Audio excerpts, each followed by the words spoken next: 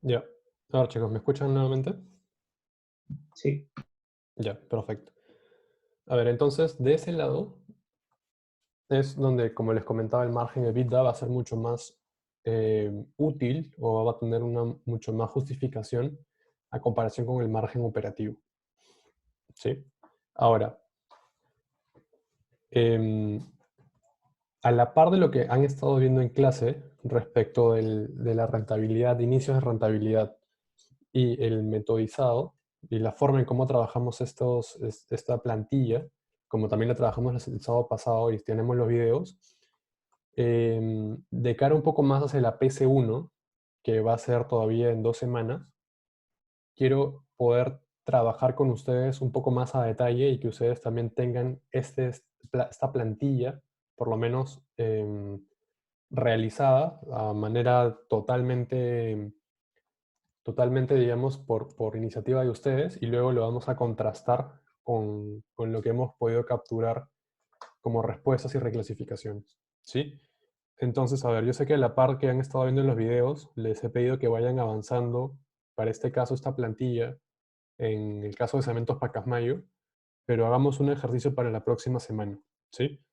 A ver, ¿qué prefieren trabajar ustedes? Díganme, ¿qué prefieren trabajar, con Cementos Pacasmayo o con Lindley? ¿Cuál les es más cómodo?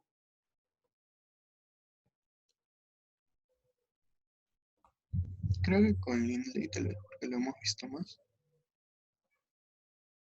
Ya, me dice que con Lindley porque la tienen en clase ya, perfecto.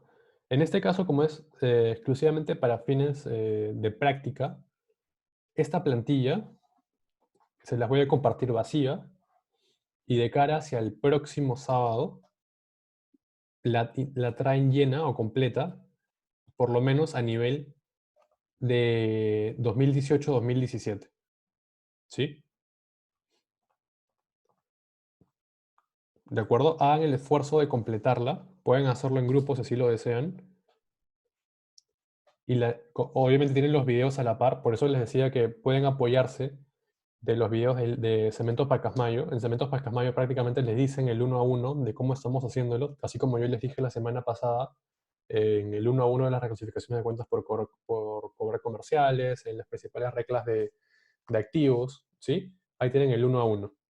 Entonces, lo ideal es que ustedes puedan replicar esto para el caso del Lindley y para el sábado lleguemos con esta plantilla completa y démosle un poco más de tiempo a contrastar dónde fue donde tuvieron más errores y dónde de alguna forma tuvieron más aciertos o pueden hacerlo grupal o individual.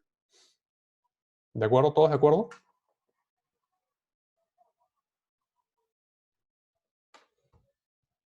¿Sí? ¿Su delegada está presente? Sí, Mario. Ya, perfecto. Fiorella, entonces así quedamos. Para la próxima semana, todos por favor, lo dejo a libertad de ustedes, o pueden hacerlo individual o grupal, pero intenten completar la plantilla para el Inlay. ¿Sí? Ahora, recuerden que para esta plantilla, prácticamente para Cementos Pacasmayo ya la tienen, porque le hemos trabajado una parte la semana pasada y todo lo demás está dentro del video. Entonces, la de plantilla de Cementos Pacasmayo, de alguna forma, ustedes la pueden hacer, o ya la tienen, mejor dicho, se las puedo compartir, y también está todo atrás en los videos. Entonces, si es que no han visto los videos, nuevamente les digo, por favor, mírenlos, porque partimos de esa base para poder ir al uno a uno en las preguntas y consultas que puedan surgir. Y la siguiente semana, el siguiente sábado, nos metemos de lleno a todas las preguntas o dudas de lo que no les haya podido salir o les haya salido para el caso del Lindley. ¿De acuerdo? ¿Todos de acuerdo, chicos? Sí, profesor. Sí, Mario, está bien. De acuerdo. Perfecto. A ver, entonces en esa línea hagamos una breve recapitulación justamente de cara ya al control que va a ser en unos momentos para que todos les vaya súper bien. Uno, el control lo que va a buscar y lo que conversamos a inicios de la clase lo que busca es que ustedes puedan tener digamos, una lógica detrás, dentro de cada pregunta, y que, por ejemplo, si una pregunta les dice, ¿quiénes son los principales accionistas de la empresa XXX? ¿Ustedes a qué cuenta irían? patrimonio. A patrimonio, ¿no es cierto? Irían al capital social. Si otra pregunta, por ejemplo, les dijera, ¿quiénes son los principales socios comerciales de la empresa ABC? ¿Ustedes a qué cuenta irían?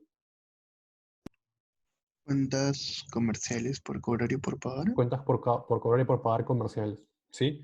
Si, por ejemplo, les hacen la pregunta, como en algún momento se los dije, por ejemplo, imagínense que ustedes tuvieran 100.000 o 100 millones de dólares o 100 millones de soles. ¿Qué deuda recomendaría pagar de la empresa 123? ¿A qué cuenta tendrían que ir?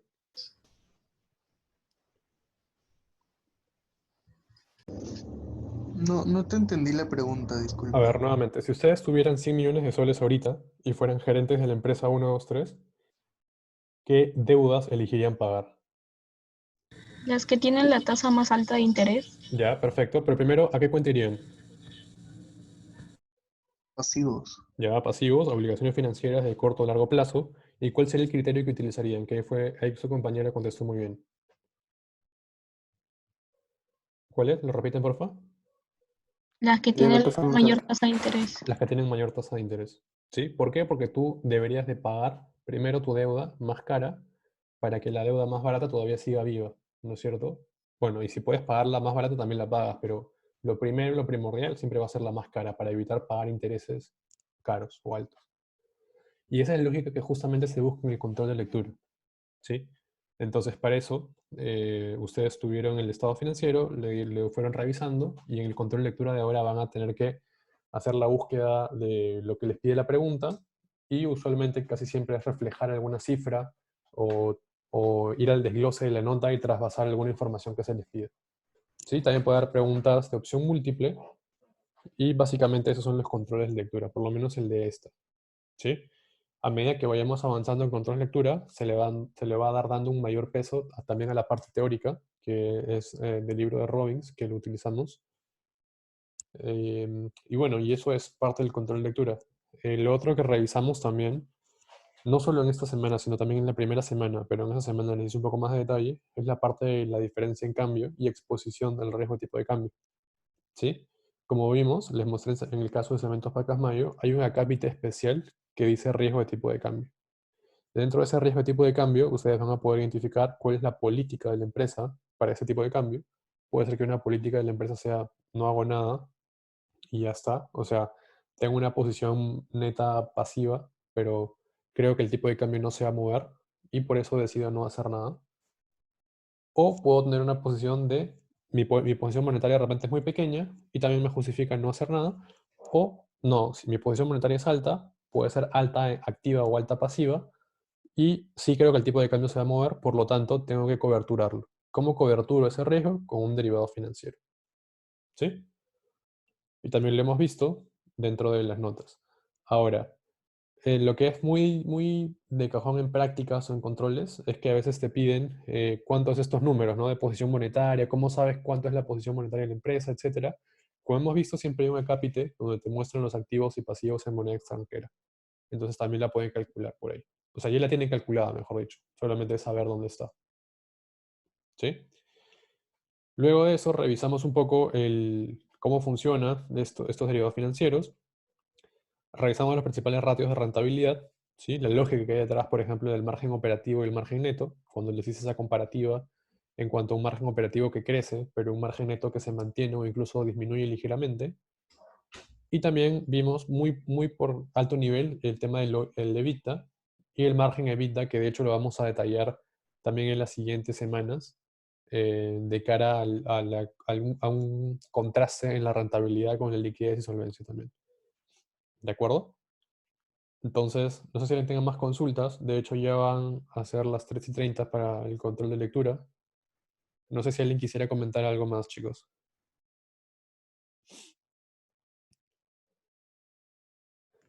¿Dudas, preguntas, consultas?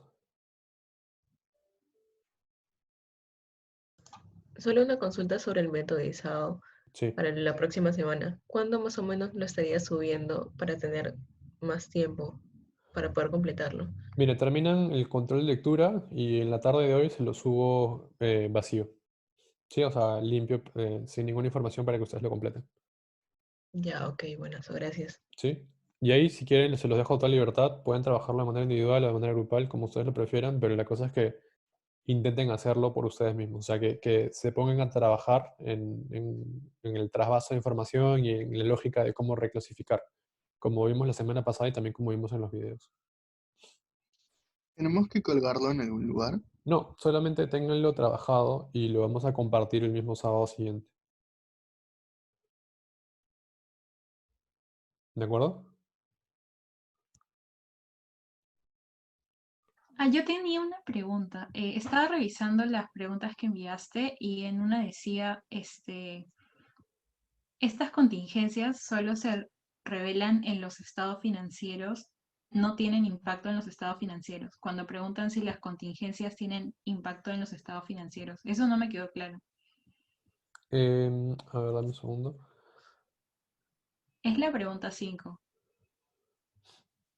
Probablemente haya sido el caso de la empresa puntual que tenía contingencias vivas a la fecha, pero a ver, dame un segundo, ahorita lo veo.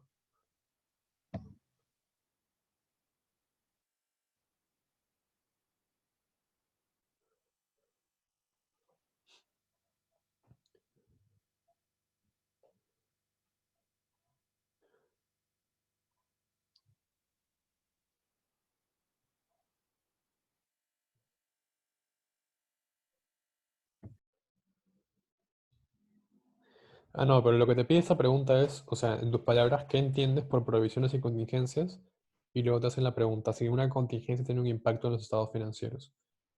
A ver, y esto sí tiene un impacto en los estados financieros, porque, a ver, una contingencia nace por un juicio que puede ser laboral, judicial o societario en algunos casos contra la empresa. Y digamos que el más común es laboral. Digamos que tú eres una minera y tienes el caso de un, no sé, alguna baja o algún trabajador que fue lesionado en el campo de acción y justamente el trabajador demanda a la empresa porque no tenía todas las medidas de seguridad adecuadas. Entonces, mientras el juicio dure, la empresa tiene una incertidumbre en cuanto a si va a ganar o va a perder el juicio. Te lo estoy poniendo en palabras muy sencillas, pero esa es la dinámica de esta cuenta.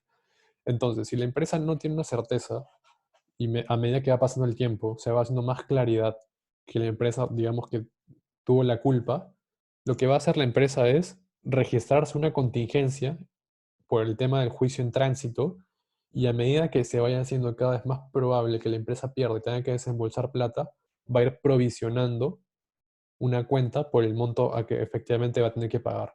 ¿Por qué? Porque esto en contabilidad se reconoce como ir reconociendo el gasto futuro que vas a tener producto de este juicio. ¿De acuerdo? Sí, ahora sí, ya entendí. Gracias. Perfecto. No sé si tengo alguna otra consulta, chicos, ya son las 2:25, 3:25, perdón. Yo les recomendaría que ya vayan ingresando al ella y concéntrense en el control de lectura. Si tuvieran dudas o preguntas, recuerden que tienen la sesión de Zoom donde vamos a estar conectados todos para que la puedan plantear. ¿Sí?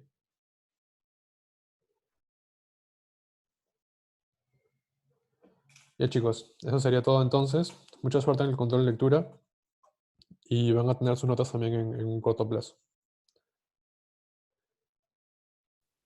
Gracias. Gracias, Mario. Listo, chicos, Gracias, conéctense por Mario. favor el control. No sé, que no se les pase.